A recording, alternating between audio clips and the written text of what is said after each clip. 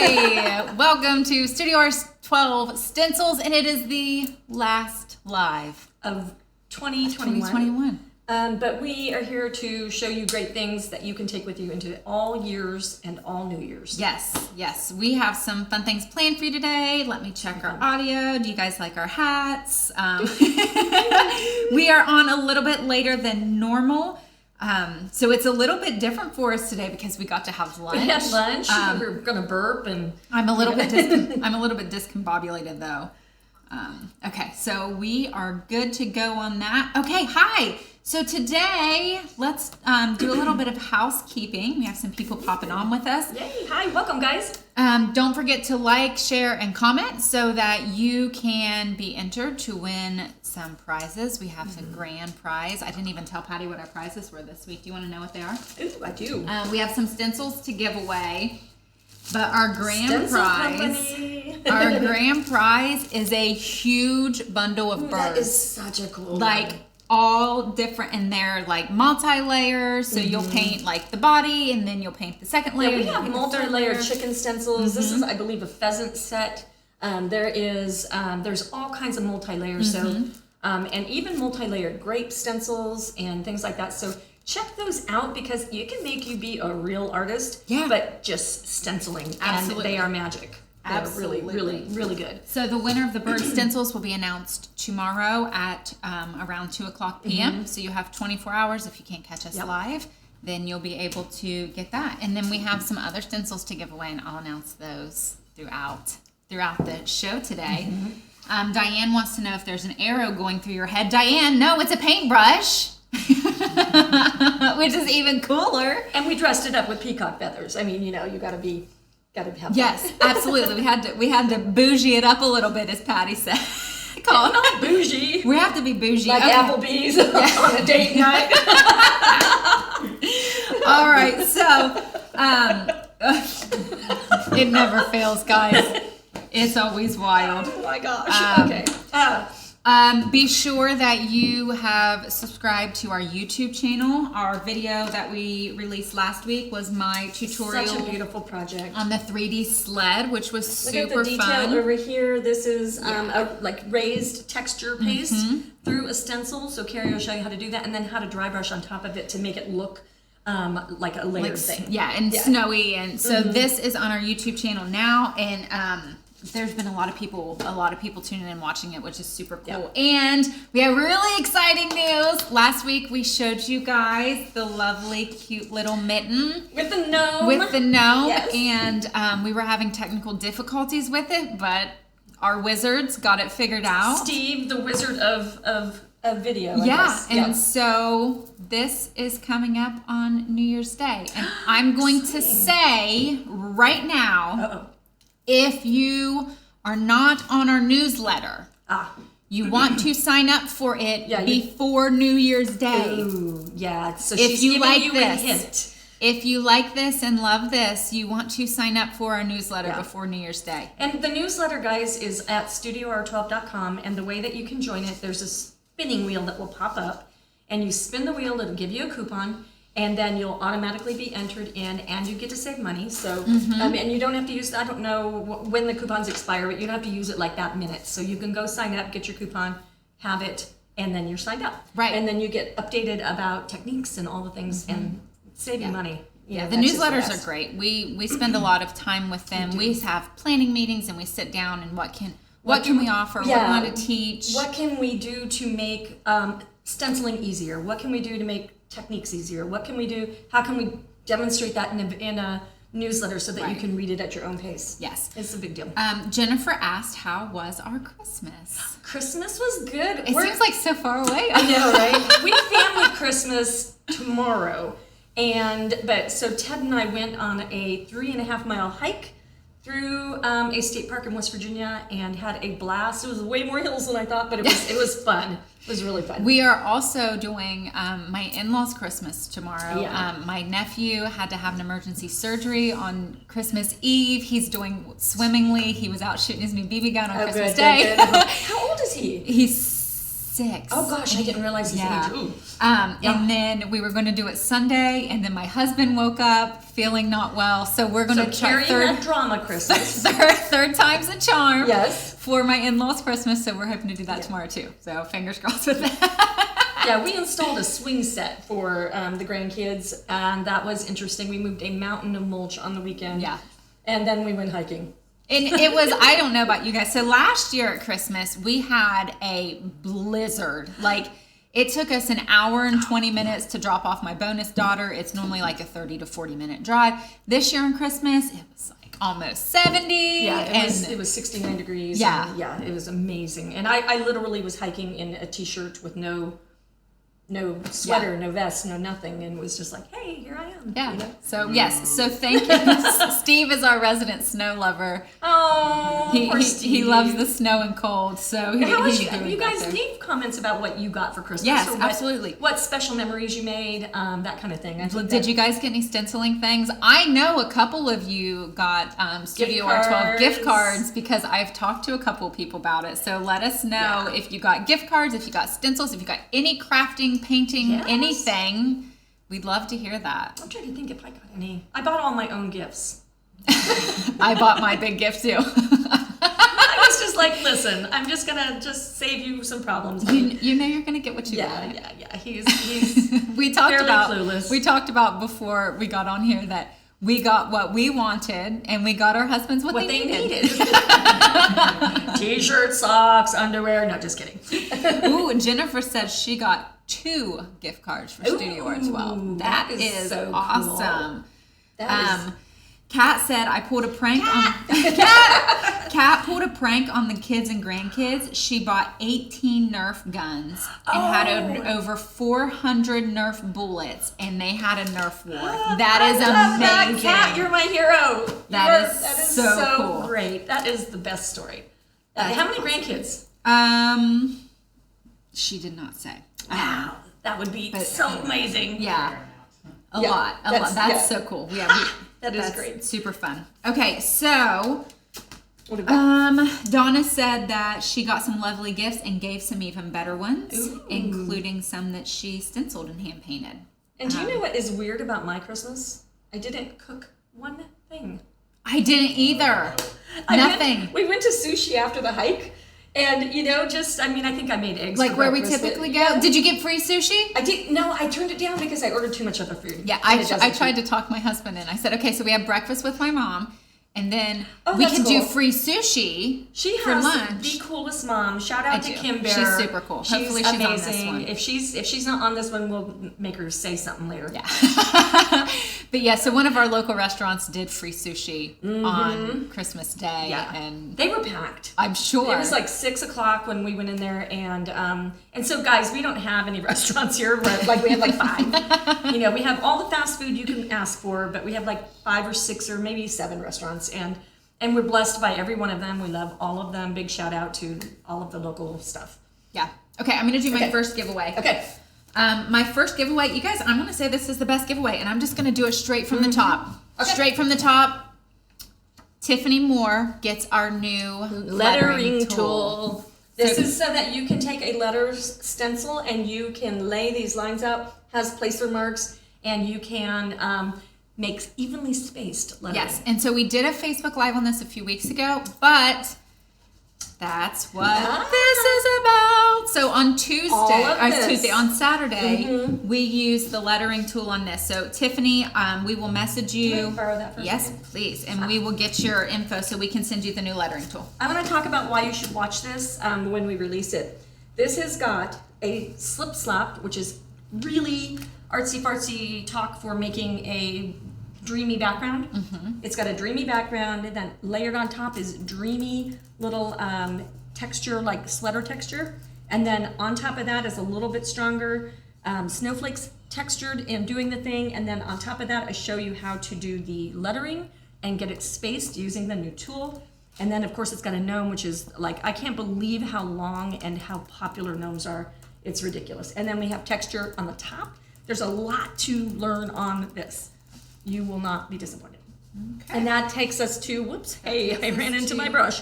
That takes us to our YouTube channel. You want to make sure These live question and answer sessions, so make sure you're asking questions, are going on YouTube in a playlist, and they will be there for perpetuity. So make sure that you are leaving questions, comments, and any of those things, but make sure that you subscribe so that you can get notified of when we have new postings. Yes. Yes. I think that's all of our all the stuff. housekeeping. So today, guys, we are talking about the 5 techniques that you need to know about stenciling going into the new year. Yep. Okay, so I have a project down here that is, sorry if you're distracted by my lovely headpiece here. So this project is kind of looks like a little bit like a painter's project or a artist project, because it has a lot of texture, a lot of layering, a lot of that. Every single thing except for layering on the black. I've got some red layered and yellow layered underneath the black, and then I chip crackled, painted, did a texture thing. Everything else though is a basic technique. So I want to show you these basic techniques and how I brought them together in this project. There's a whole video on this, but I think sometimes when you look at this project, you may not want to paint a fresh eggs sign, so you might not think that's for you, but you really watch our videos for the techniques. So that I think is very important. So first thing that I want to point out, what is our first thing? She's got the list. Number Number one one. Base coating. Okay, so basing is where you stipple or swirl through, no, basing is for our backgrounds, sorry. You can also base with stippling or swirling. Okay, so I'm gonna go over here. There's a couple things that you can do. Okay, number one, you can roll on a base coat. I really don't like to clean these little rollers. It only takes a minute, but I really don't like to, and I don't know why I'm such a stick in the mud about it. You can base with foam brushes, but I want to show you the difference between the foam brushes. This is a poly foam brush. I think that's its brand name. And then this is something from a craft store that I bought in a set of like 3 or 4. Watch the difference down here. When I push on this one, I'm not pushing hard. I can make it bend, but when I push with good pressure, I don't get a lot of bend. When I push on this one, that thing just caves right over and makes a little fold. These are not supported. I'm going to tear this thing apart. It's very satisfying to tear apart a terrible product. Okay, so you go here and you can see that it's got a good plastic support there, but the dowel stops right there. If you tear this one apart, you can see that that dowel is supported all the way in. And the foam is made out of a different consistency. This is really a sloppy, floppy foam. And this one's really firm. So you can do great antiquing with this.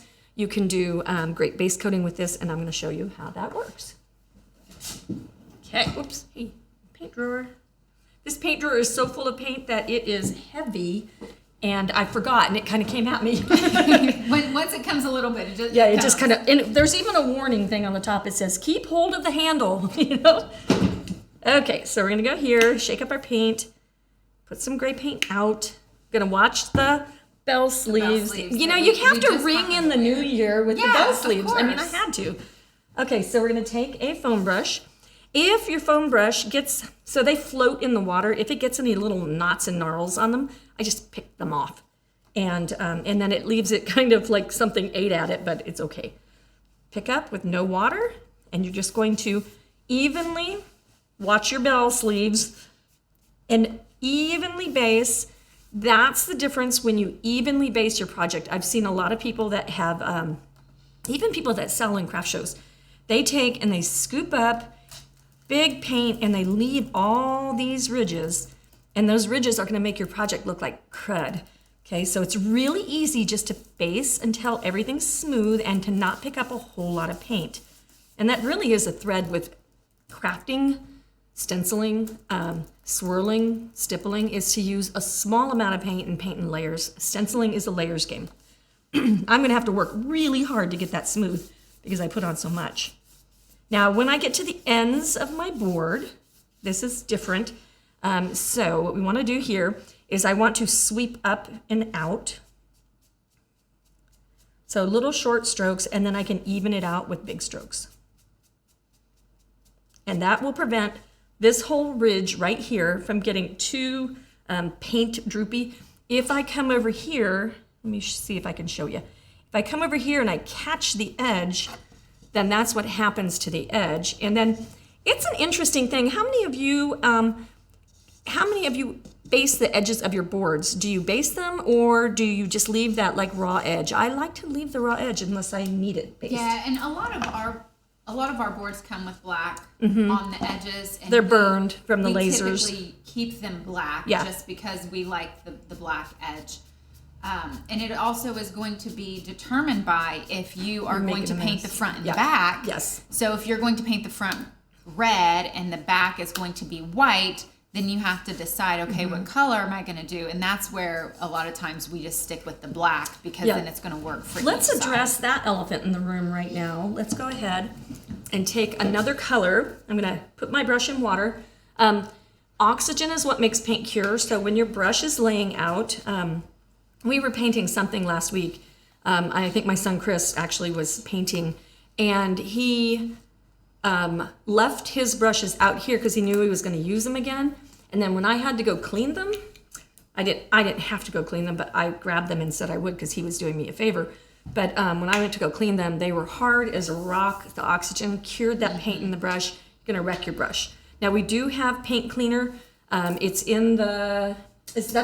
we do. Is that affiliate or is that us? No, we do have it. Okay, so if you look up paint brush cleaner and restorer, that's what it's called, and it's magic, and you want to know about that. I'm gonna grab. I was gonna have you grab another one of those so you can show how to do the edges. Are you gonna do that? Yep, that's what I'm gonna do. Okay, so say you want to do your edges. There's a couple ways. You can take your foam brush and just really, really, really put a little bit of paint and really squinch it out. Even blot it on. Squinch is a technical term. You're going to squinch it out on your palette, and then you can run it along. It tends to be a little bit more of a technical, like if you wobble it all, then you can, and if you push too hard, it'll base your top edge. So what I like is this little guy. He's super dense, so I'm squinching here too. So I'm just really patting that in there. Not very much paint. Blotting on a paper towel is not just for stencil brushes. Okay, so I can blot there, and then I can come with this. Hey, did I bring my glasses? Yes, I did. They're not on my head because I have a paint arrow on my head. Okay, so you can take this and you can just pull this right along. You can feather it, push on it. And notice it's just a very skim coat. And then I have a perfectly clean area of my board. So that is how you can do your edges. These are ink sweepers. Jumbo daubers. Nope, that's an ink sweeper. This is an ink sweeper. Yes. These are jumbo daubers. These have a little bit more push to them. These have very little push to them. So this is preferable for doing edges because you don't want to do the same thing that the black brushes will do and go over your edge. So that is base coating. And that you is can do technical, like if you get lumpy on here, take your sanding and sand it down to flat. And then you could do another coat on top. So don't feel like you have to get there all in one step. No, and sometimes it's going to take several steps. When you're doing red, it might take you, we did a red porch sign in my lands. It took us a day to base coat and a gallon of just paint. the red porch sign. But some are going to take you more layers depending on how much coverage you want. And if you're doing stain, you're going to do it the same way as you do with the acrylic paint. It's just going to give you a different look as well. Yeah, actually, and so we can talk about the stains. The stains that we use are water-based, and they're really liquidy. And you use the same foam brush, and you pour it out the same way, and then you just do one coat if you want it light, and then you could do two coats if you want it a little bit more solid, and you can keep going for whatever look you want. And a lot of times I'll use the stain when I'm looking for a wood grain background. We use a light one, we use a dark one, you use a black one, and you'll just streak it all together and just really looks natural. Donna asked, are the daubers easy to clean? The daubers are super easy to clean. Steve, you can get me in here in this bucket, right? Okay. So what you do is you just press into the water. See how that's just squishing out? But I would put it under running water. And it just, under running water, this would be way more effective. Yeah. But they are easy to clean, and they really do last. We've got a bunch of these in here. I have taught at trade shows, and some of these are from trade shows. When we had the flood at my studio, all of my stuff got like transported and stored, and then it got transported and stored, and then got transported and stored. And then finally it's in this building, and I was unearthing all the things from teaching at trade shows and doing that kind of thing. And you can see a little bit of a buildup right there on the edge, but this is still super soft and pliable. And that means these were probably sitting in there. If I was teaching at trade shows, I would fill a bucket full of them and then get them cleaned like 2 or 3 hours later. Yeah. So they're easy to clean. This one's a little bit firm, but it's not hard. You know, that hardened foam edge that you get when your paint dries. This is not paint dry. This is probably, it feels almost like I had some sort of sticky glue in it. So, but it's still, certainly I would use it for any project that I have. That could have been something we use with our stick and re-stick. The stick and re-stick, you guys, that you need to know about that. That was a live it's a as well? Facebook, I'll share that. Yeah. Okay, yeah, that is an amazing, I went and gathered all the sticky things that I could find at all the craft stores in Columbus, Ohio, and gathered them all together, tried them all out, and gave you guys the winner. So, awesome. All right, what's next? Next is stippling. Stippling. Okay, so the number one complaint in everybody who does stenciling is that they bleed under their stencil. That is like the number one. It's like if you do a search for what Google thinks stenciling is, they think it's bleeding under your stencil because it's like everybody has that problem. So the magic answer, and hopefully if you didn't get some of these for Christmas, hopefully you can use your gift certificates and go get you some. But these are dome stencil brushes. They are amazing. If you have a flat stencil brush, what happens is the paint pushes, it hits, and then those flat edges push the paint underneath your stencil. I've seen different bloggers and YouTubers scoop up their paint and apply it with one of these. This is meant to absorb paint and to base coat. It is not a good idea to put your stencil paint on with, because that will bleed right under. Okay, so you're going to use a dry brush. You can't use wet ones if you're going to do it for stenciling. You're going to pick up your paint. It's dry paint, no water added. I'm going to swirl on a dry paper towel about 15 times. I'm offloading paint, okay? I've heard people say that you could do it on a cardboard surface. I think that the paper towel is more effective because it grabs the paint, and I think that that's good. You might work harder to do it the other way. So I'm just going to hang on to my stencil, and then I'm going to show you stippling, and I'm going to show you swirling. So I'm going to do swirling, get the words out, swirling through the farm, and I'm going to stipple on the brush. Okay, so swirling, if you notice, is very light pressure, and I'm going to take my hand off and show you what that means.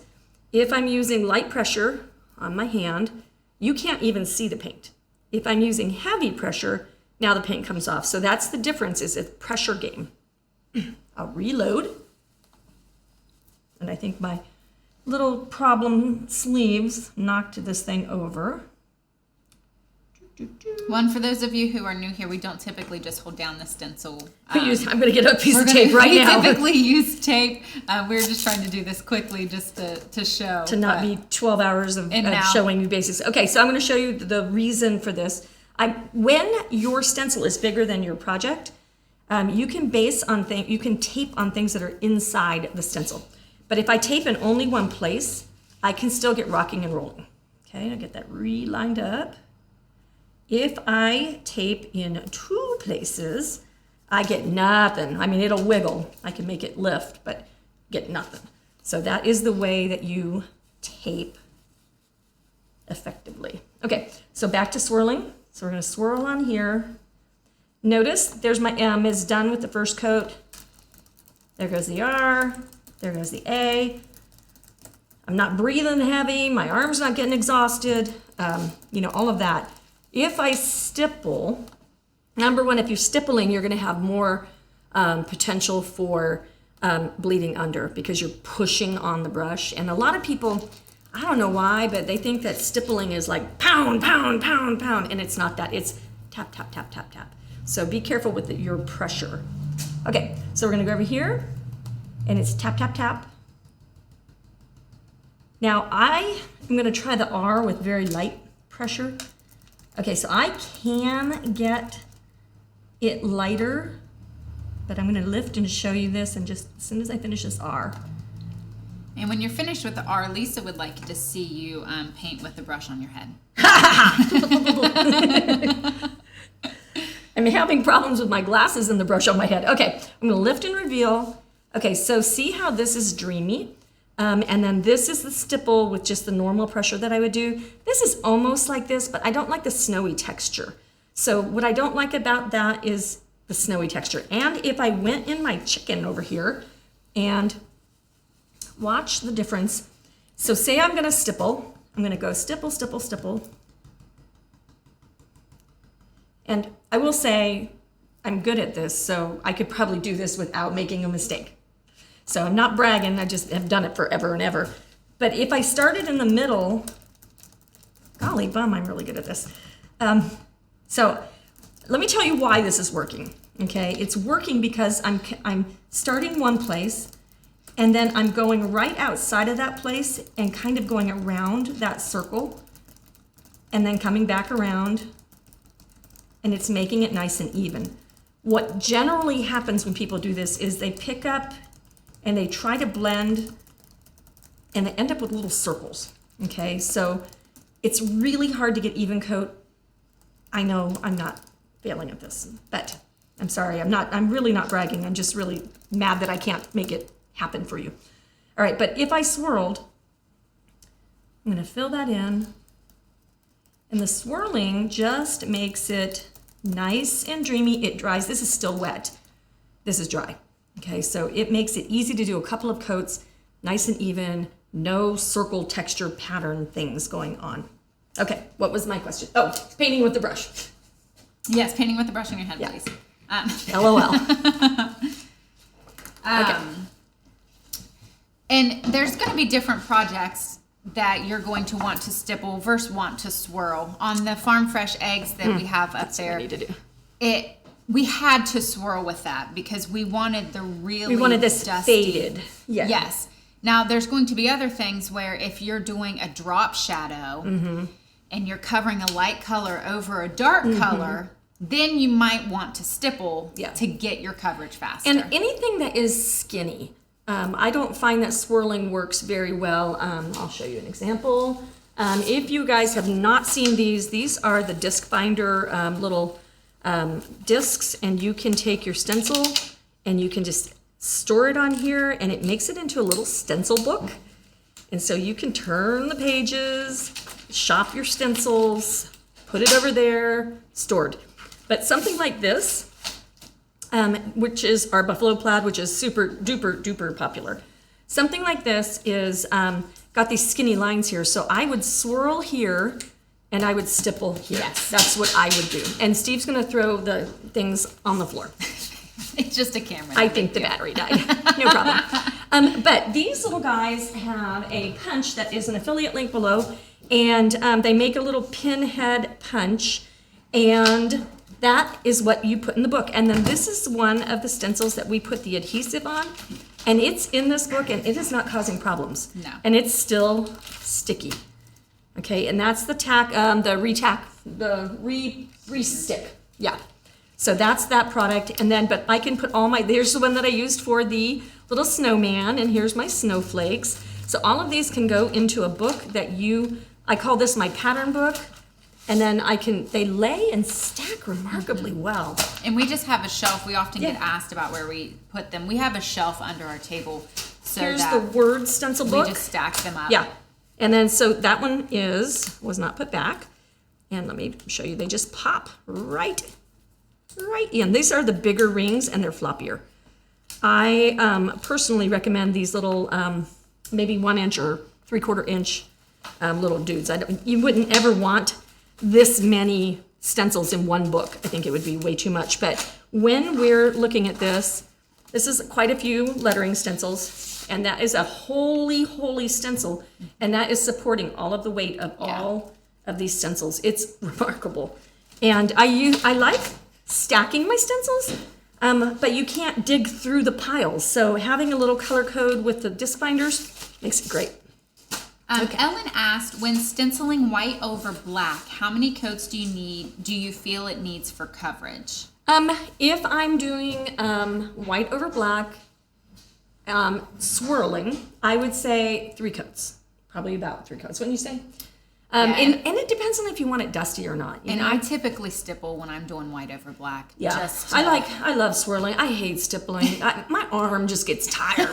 It's just like, stop. Now, so when you stipple, your like shoulder area gets tired. You're However, right up here. when you swirl, you get a forearm workout. So when you swirl, you're and when you sand, it's your cardio. Yeah. So I mean, really, if working out is part of your New Year's resolution, just start stenciling. I think that's a good thing funny to do. backstory. You guys will appreciate this.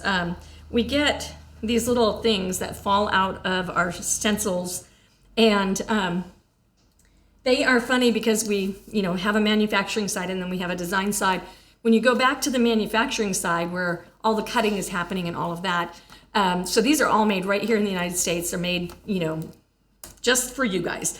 But you'll go home and you'll take your clothes off, and in your bathroom there will be, all kinds of shaped bits that somehow jump into your clothing and then come out onto your bathroom floor. It's pretty funny. There. So we've had a couple of people comment today saying that no matter... They love my headpiece. They do love your headpiece. No matter what they do, they still get bleeding under. Regardless of how much paint they're putting on, they're offloading. Okay, so I'm going to say, I bet you money it could be one of 3 things. I'm going to give it 3 things, and if you guys that have this problem that you've commented below, if you would try it and let us know if that fixed it, that would be great.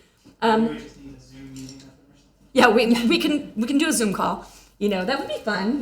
We should have a Zoom call. Anybody that wants to know about not bleeding under and show us what you're doing, and we can correct and do the thing. That could be fun. Yeah, good idea, Steve. Okay, so if there's a couple of, maybe 4 things. So number 1, your brush could be wet. Okay, so that is an important thing. If your brush is wet and you do all the offloading in the world, your paint will still get wet and it will slide under. Okay, so that's one way. Number 2 is pressure. So we talked about that. If you use heavier pressure, so if your bristles, and you could do this dry on your hand, practice swirling without bending. I'm really pushing here, but without making your bristles bend. So that's the motion that it is. It is swirling without making anything. I have no pressure on this. It literally is no pressure, nothing that will make this brush bend. Okay. Number 3, you could be using cruddy paint. Okay, so there are a couple brands of paint. I will not name names. Will not even make hints. But it's very hard for me. I have one paint in particular that I really dislike, but I'm not going to go there. But your paint, if it has a lot of water in it, then that could be contributing to your problem. You also could have a good quality paint, and your paint might not be shaken up, and that will make it runny, and that won't be a problem. And if you notice, let me get a color out. That is something I haven't seen used in a while. 26. 26. Oh, yeah, that's I can see it from here. number 26. Okay, so watch what happens. Let me move this. I don't make a mess. Watch what happens when I take my paint that I haven't used in a while. I don't shake it up. Even if I shook it up, I might have to make some effort. When this comes out of there, look how flat that is. Look at how runny that is. And it's really like a stain. And so then you get into the issue of it being so watery that... Yeah. And if you have that oily, slimy, whatever the sludge is that they make that makes paint stick, that is when you will see bleeding under because it's so thin. If you use a stain to stencil with, it will bleed under. And then now there is a trick that you can do. My brush is like wiggling on my head. I'm like distracted. We have had a couple people say that they do feel like pressure might be there, might be the key. Pressure, and we get so, I feel like when you're unsure of what you're doing and you're afraid, you want like that contact and you want to make sure that you're doing it right. Before you get used to it, it really feels awkward. Yeah. How little pressure you're putting. Yes. And Steve is not a professional stenciler, and he has stenciled with us, and so he's a good person to sound out. Now look at the difference in that paint. Yeah, and so that is standing up in a nice mound. It doesn't have the texture of like frosting or anything like that, but it's a creamy, yogurty kind of texture. This is definitely a runny mess. So that is what happens when you don't shake your paint. And then if you have really, really affordable paint, then that can be a difference maker as well. Okay, what's next on our list? Number 4 is sanding. Okay, my favorite sanding is my cardio.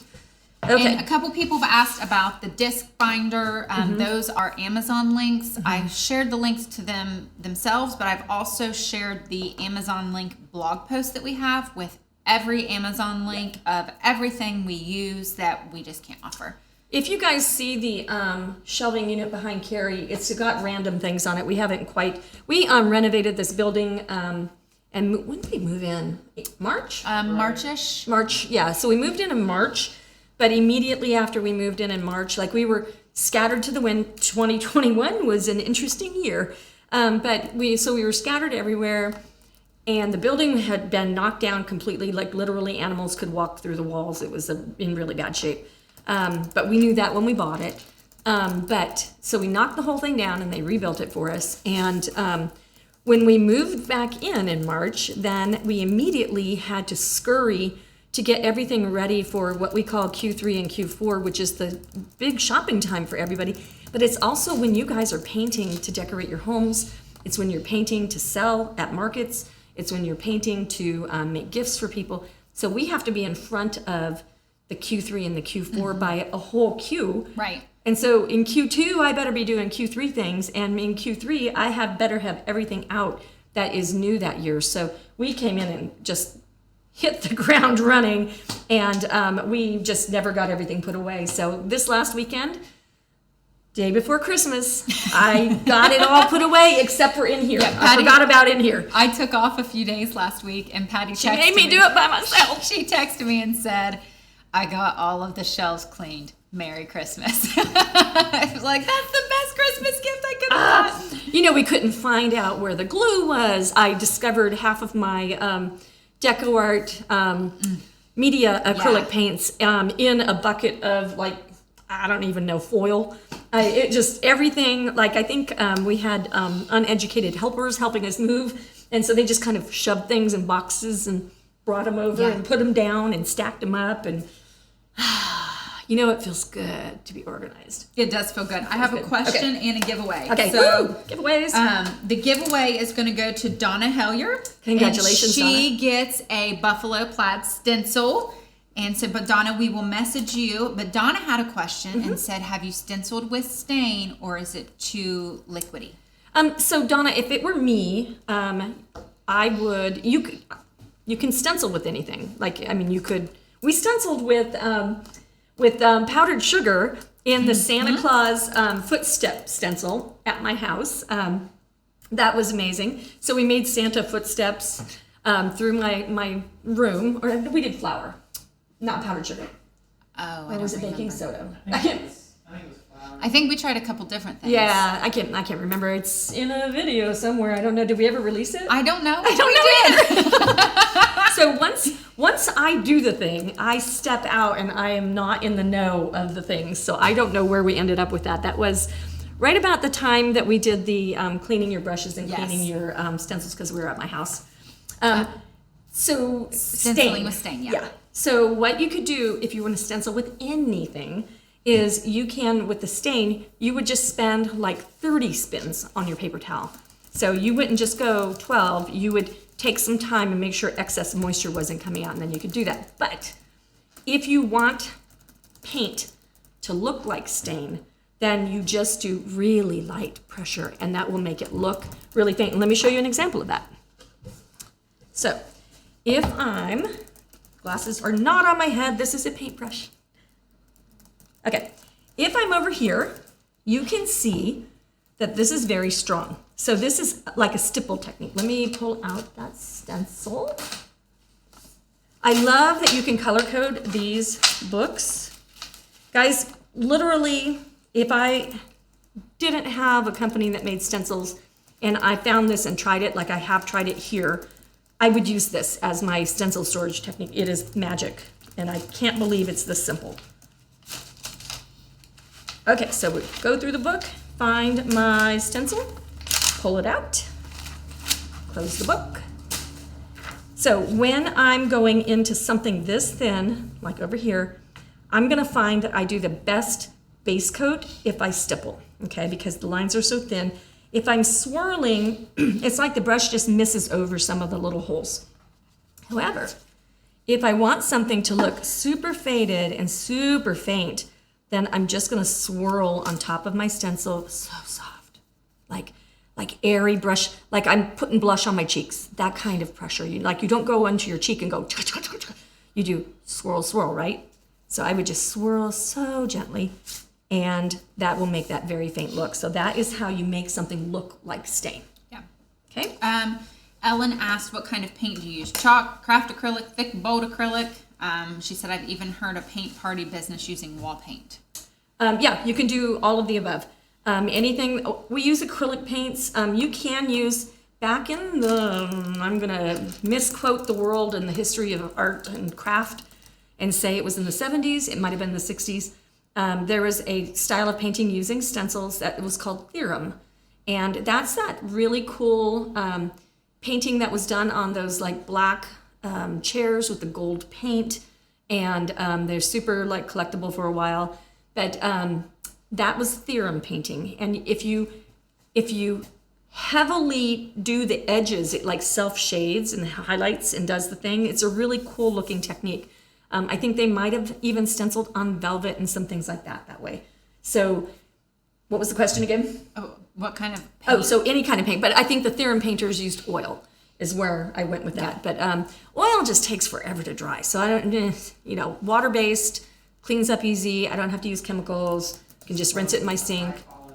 Just go with the high quality. And honestly, if your paint doesn't cost any money at all, then it's probably no good. They do have paint sales. DecoArt is always a good paint to go with. Ceramcoat has always been a good paint to go with. The house paint works very well as well. There was a gal that I used to teach at her shop, and she had gallons of messy paint. I don't even know how she ever got anything done. There was such a mess. But she would use house paints and sell at shows and in her shop. So all of the things. All the things. I have one comment. Oh, and you can stencil with glue too. So anything that you can push through a stencil, you can push through a stencil unless it's watery, and that's what's going to bleed. Yeah. So be careful of just your texture. Marissa sent us a very nice comment and said, y'all always give awesome advice. I have severe anxiety and PTSD. I started crafting and purchasing your products when COVID hit, and it has been a blessing for me to cope. Yeah. So thank you, Marissa. So can I say, Marissa, that you are not alone. So never, ever, ever feel like you're alone. Yeah. But years ago, these books came out when we had a full-on craft store here in our town. We decided that our town area is very poor, and it takes a little bit of extra money to craft. And so we just decided that just was not the right fit for our town, and then we just went completely online until we opened the boutique with the painting workshops and stuff like that, which is a slightly different scenario. Anyway, that's worked for us. But there was this line of books called Zentangle. I don't know if you guys have heard of it. And then the adult coloring books as well. Yes. Were a big thing over the last couple of years. And there is a good lady named Amy that is in our town, and she has her doctorate now in counseling and some of that kind of stuff. And she and I did like some research and dug into art as therapy for stress and anxiety. And so every time you're crafting, you guys, and I'm not talking to Marissa only right now, I'm talking to every single one of us, every time you are crafting, you are releasing stress. And unless you're bleeding under, and then you're probably getting more stress. However, that's what we're here for. We're the counselors for bleeding under. So, yeah, it's a bleeding disorder, right? It is. You're welcome. So, anyway, I went to the chiropractic doctor, or the doctor of osteopath medicine, and he loosened me up. So apparently I'm being just a little silly. She's loose. And it's only a half a glass of wine. So what is in your tumbler? So we're still on sanding, number Okay. 4. Number 4. Okay. You guys. That's my job in this business. I Yes. just bring things back around. It is so true. I have akin myself to a pinball machine. I'm the one, you put the ball, and that's me, into the machine, and then you smack it around from hole to hole to hole to hole, and try not to let it fall through the hole. And I think I'm probably the one taking everyone's quarters and saying, no, you can't play anymore. You cannot play anymore. You are so done. No more smacking her around. Okay, or don't forget anything, right? Okay, so sanding is amazing. Now, I want to say some of you, like this is going to be on Facebook for just a period of time. So do make sure you share with any painting groups that you have so that it lives longer. But it goes on YouTube. And it's a little bit weird because we're doing like Facebook talking, and that's why we changed the format so it could be kind of clean. And we weren't messing with these projects with all the Facebook chat. So it's a little bit like get the project done and show you all the techniques and be less distracted. And then, but once we started doing these, we did the first one and realized like, oh my gosh, there's such good information in here. And then we're like, okay, well, we have to start sharing these on YouTube too. Yeah, so we decided to just share it, and then people will deal with it if they don't want to do that or whatever. I thought it was good feedback from you guys that they were distracting in the project video. So that's why we're not projecting, but there's lots of projects on YouTube. Yeah. Excuse me. So, where was I going? Sanding. So, what I want to say for the YouTube people and you guys watching is put a comment below. This has got crackle and some wax resist and some things like that. If you guys would like to see a project video just talking about crackling, make sure that you comment and let us know, because that is, number one, the comments help our YouTube algorithm. Number 2, it tells us what you want, and we look at every single comment that you make. Yep. This girl right here is taking it by storm, okay? She's doing it. Okay, this has got a lot of sanding. There's sanding through to show the paint colors underneath. There's sanding for the wax resist. There's sanding to make the lettering lighter. Let me show you what some of that looks like. Okay, so we have got sanding blocks. I cannot, in the world of sanding, I cannot say enough about sanding blocks. When you use a folded, do we have our little bin? Yeah. It was just my hand. Oh, just my hand. Thunder Typer is winged. Okay, so when you have these, this is what came off a sanding block, and you can see this was used to sand, probably this project, through wet paint. I would not save that, but I would save these little bits. I'm gonna save the ends. Don't waste anything. When I use these by themselves, I kind of fold them and soften them, and I'm gonna go through right here. Watch what happens. I get a lot of lines, okay? A lot of lines. You getting that, Steve? Yeah. Okay. If I want to make it flat, I can do this hold, okay? It's still kind of not optimal, and it's really small spacing, like I'm really tight right there. When I have this, like this, I am working the whole board. Notice it's not super stripy. If I need it to be stripy, I turn it on its edge and give it its stripiness. Okay, now let's talk about, so that's how I kind of get an antiqued edge. And you could go over the top of this with stain and do some things like that. So you don't have to leave it. Once you've sanded it, you can put a little black wash. If it's on brown, you could put a little brown wash. Let's just do that. And sanding with, we do a couple different types of sandpaper. We do a really thin sandpaper Super that soft. we use just on an everyday project, just to kind of, sometimes when you're done, you feel a little ridge where you had stenciled. So that will knock that back and just make it nice and smooth. You can sand between your layers of your wax to kind of buff it. Or we do the really tough grit. Like gnarly, just cardio and sanding. it's going to make you nervous as all get out the first few times you do it, because you have this project and you're like, I kind of love it, but I kind of want to sand it. And then you sand it and it starts getting, you start getting down to the grain, and then you start panicking a little, and then you're like, oh, okay, this is good. It can be a little, but let's talk about that. First let me show you the brown. If I was using stain, this is the water-based stain, I could just put it on my paper towel and go right over where I peeled out and then wipe it back. And now it made, so I'm using the clean part, it made that fade away and made that brown. So instead of having these bright light colors, I have a brown color. So I can tone my sanding, if that makes sense. I think I learned something new today. Yay!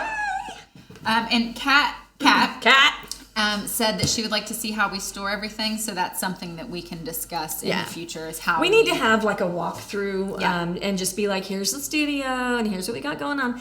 We don't walk through everything. Years ago, I was taught that people take your ideas and run with them, and so I decided to be a little bit more private and reserved, but definitely supplies and all of that is definitely free and open for you guys. And to we know want that. to say an extra special Merry Christmas to Paula, Steve's mother-in-law, because he got her first stencil kit for Christmas. Yay! And so she's going to be able to do her first stencil project Oh my soon. gosh. So Paula, you can contact us anytime. And Yeah, come on in, Paula. It'll be fine. We need counseling. Perks of being Yeah. local. Yeah. Steve's family is currently becoming very, very, very popular with me. We've got pumpkin roll. I know Amy's on here today. Oh, Amy, thank you so much. Oh, you blew my hippie noodle with the pumpkin roll. It's so good. Okay, let's talk about sanding through the lettering. Okay, so whoops, wrong one. So this is 60 grit. If I go through, now watch this really bright, this looks like, I don't know what happened to my puffball chicken over here. Okay, so if I sand lightly through my bold F, okay, that's what I get, just a little bit of scratch. If I sand strongly, it makes it fade away. So if I've messed up, I can take that right back down and just kind of erase it. So it's an eraser, it's a paintbrush, it's an antiquer, it is a mistake fixer, it is a revealer. It is a twirling bunch of sandpaper. So it reveals the paint underneath. It makes the wax resist appear. It evens out the texture of things. You gotta sand. And just with sanding, start really light, like whisper light. And then if you hate it, like it's not doing anything, push a little harder. And then if you need a little bit more, then go, okay? And you're welcome, Steve. Patty said that when her husband asks how much a paintbrush costs, that she tells him it's cheaper than an hour with a psychiatrist. Yes. And it lasts 5 years. I think we need to get that on a cup or something. I feel like that's a true statement. Yeah, it's amazing, that therapy piece of painting. Winston Churchill, going back to the, he watercolor painted and was very, very good. He needed to watercolor paint because he was in the most stressful situation that you could ever be in. If we thought COVID was bad, try a world war, So he was a leader in a country that was being clobbered. He used art as his escape and his therapy. So if it worked for him and it works for all these other things, it'll work for you too. We had a lot of people say that they'd be interested in a Crackle lesson. Good. So that's definitely something. Crackle is amazing. You guys. Debbie. Hi, Debbie. Debbie asked, can you sand wax and then add more wax if you want? Yeah, you can sand. You mean a wax reveal, like underneath, or Debbie, give us some more details. Let us know about that. A little bit more. If you sand, sometimes we have a big metal shelf full of painted samples, okay? And we keep them because then I pull them back out to talk about them in these kinds of things. This is a video, this Fresh Eggs is a video on YouTube in our old format, I believe. Yes, and I shared that a little bit ago. Yeah, so if you love like some of the techniques I'm talking about, I do want to talk about that, the banding stencil. I'll talk about that in a second. Debbie asked about sanding wax. Oh, so then if add I had waxed on top of this, if I'd sealed it, so you can polyurethane and then you can wax on top of the poly. You can only wax if you want to. But sometimes if I want to paint back on top of this, and I've got wax, wax resists paint because paint has water. So if I want to do that, then I will sand to get some of that wax off and give myself a little tooth. and then I can paint back on top of that, and then I can re-varnish or re-wax after that. So that's a neat kind of little tip. Okay, I want to talk about these banding tools. This is a 6-piece set. It is whatever the number is. I can tell you. Yeah, CMBN 163. There are banding stencils that are, and this one is, I thought we had the sizes. I don't think the sizes are on mine. Mine may be an old set, but that's a thick band. This is a thinner band. This is a really thin band. Okay, and what these are all good for is it on the side? Is it on the right side right there by where the lines go? Not that I can tell. Okay. That may be a prototype version. Yeah. Yeah, this, what happens with me is I end up with things like this that we make them and then I get a set of them and then they just make it into my stash of things, and then I don't get the ones with the sizing on it and They stuff like that. are 1/8, 1/4, 3/8. So there's 3 different sizes, and then there's stencil A and stencil B. And the reason that there's stencil A and stencil B, so this all started because of clocks. I made a pattern set that was number 255 way back in the day. I think I painted 700 patterns and did the thing, but 255 about broke my spirit because I had to paint a not a straight, but a curved, even line. I took out the stretchy tape and I did it with stretchy tape, but then I bent the tape crooked, so I couldn't do that. I traced it. I'm a good liner person, but I couldn't get an even band around my clock. And so what we did is we made a type, an A and a B, or An inner and outer. an inner and outer. Yeah, so one is odds and one is evens. So when you take whichever one it is, I can't remember, but when you take say A is going to be your even, pretend. A is even. A is an even number, 6, 8, and 10 inches. Yep. And B is the 7, 9, and 11. Yeah, so if you needed a band at 11 inches, you couldn't use the A set, so you need to have the B set. So that's why it's a 6 set, because it's perfect all the way. And then we did a couple of things with this. We put these lines here so that you could, and we made a little pin adjustable thing that you could center on here, tape it down, and then you could use it as a compass to make a perfectly round shape on your project, or you could paint. And I wanted to show you today using this to line up. If I wanted to add, come over here, I wanted to add, this is a different chicken stencil. This is one of our very most popular, but notice these words right here. If I wanted a band just for decoration that would make that circle go, what I would do is I would lay my set, that's why you need the sets. I would lay them on there, and you can see that that big one is not going to work. It's not bent the same way. So I just keep, who's got me? I keep lining it up until I get evenness. And this one right here is my 8. And so that is going to be my circle of choice, and then I'm going to stencil that and then just keep rotating it around as from this center point. A lot of words kind of jumping around right there, but it's like so exciting and it works so darn well.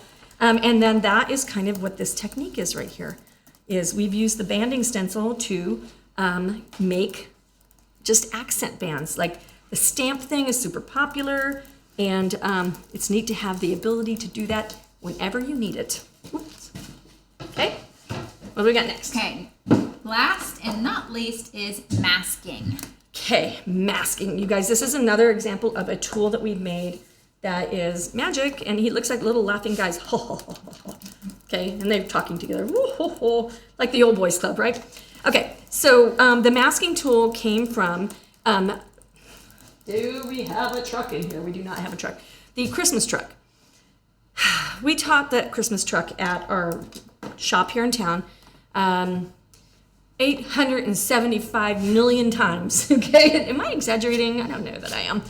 Yeah, it was so popular, and you guys have probably painted it as well. And then it became a lemon truck. Our lemon, that was a different lemon sign. lemon truck, then it became spring, then it became fall, then it became Easter, the Easter one, yeah. Hearts for Valentine's Day. It became every season. It's like the gnomes. The gnomes have become every season.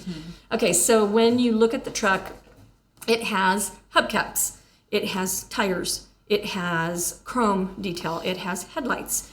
And so we would take a whole roll of tape, and we would take little itty bitty bitty things of tape, and we would mask around all the things so we didn't make a giant mess.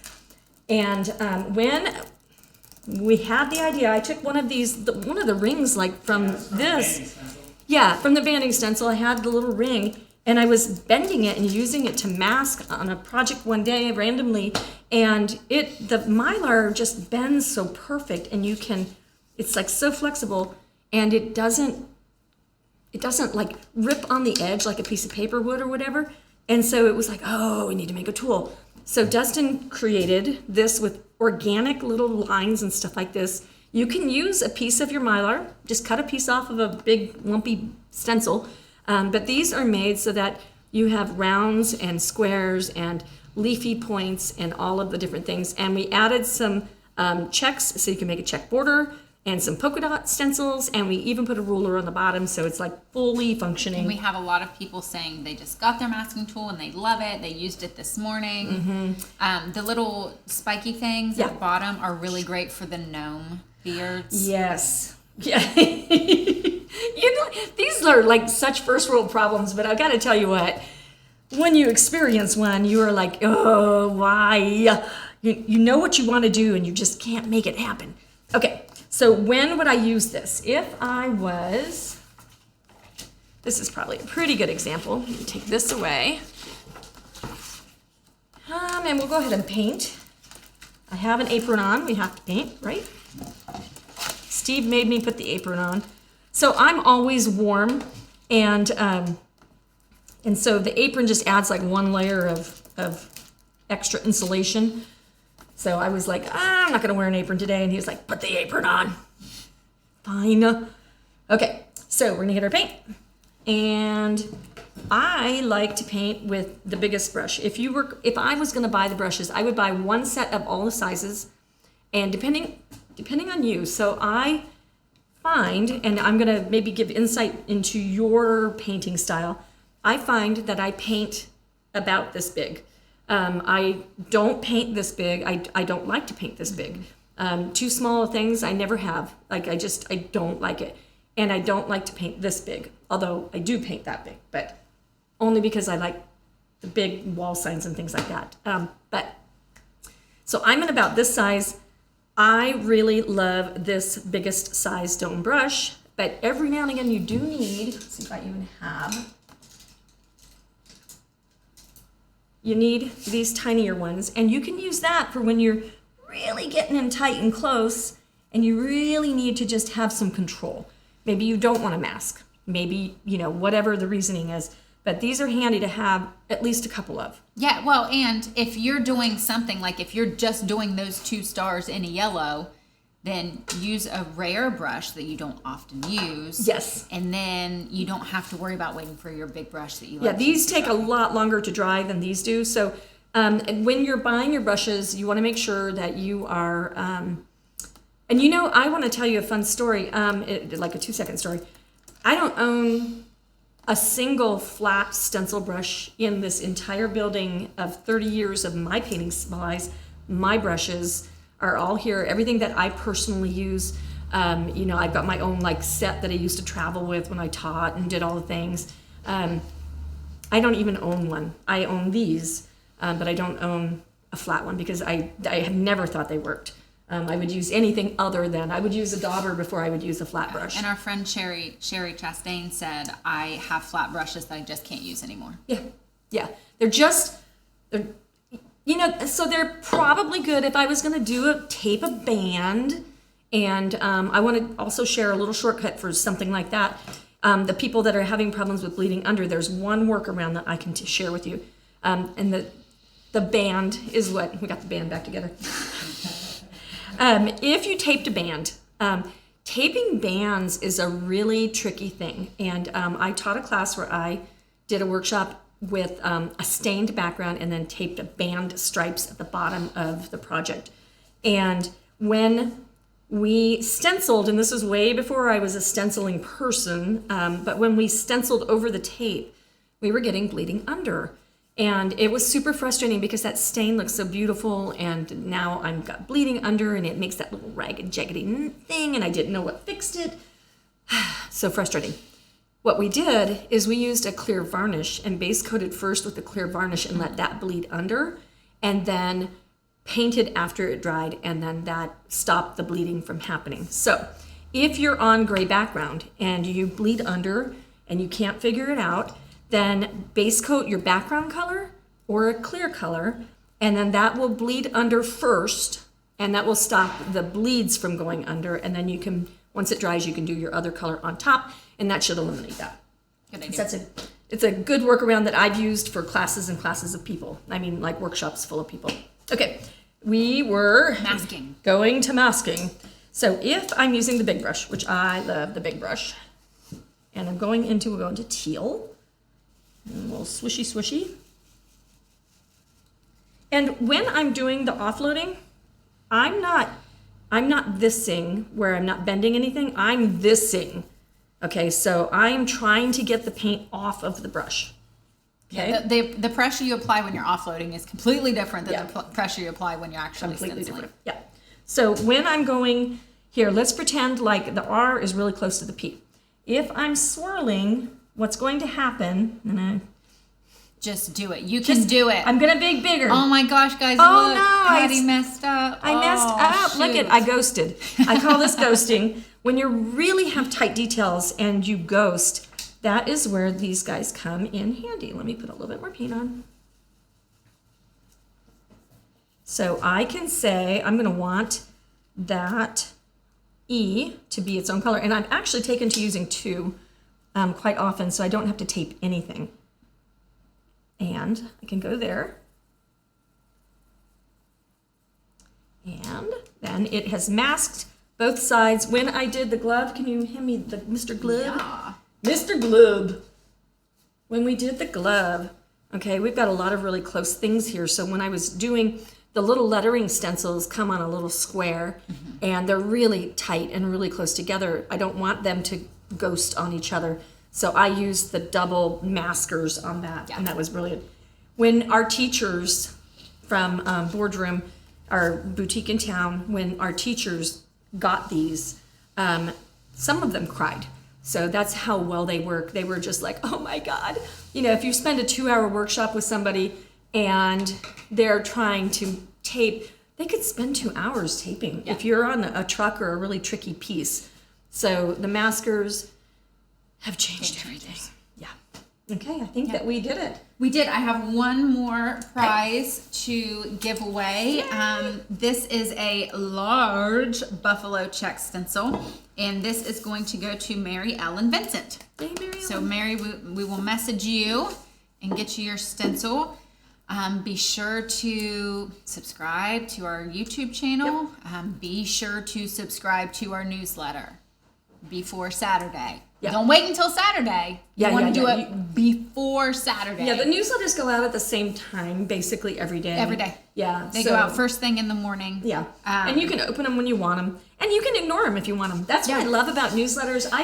I bake, but not all the time. But I subscribe to a baking thing. And so when I want to find it, it's in my promotions in Google, and I can go and search my promotions, and I can get every newsletter, and it's there for me to access when I want it. So, and we've been getting a lot of questions asking about the lettering tool and when we're going to do a video on it. We did a Facebook Live on it a couple of weeks ago. It is on YouTube now, and then it is also in this video that will be released Saturday. Yeah, and it's really, really, really neat. And it's do you have the one we gave away?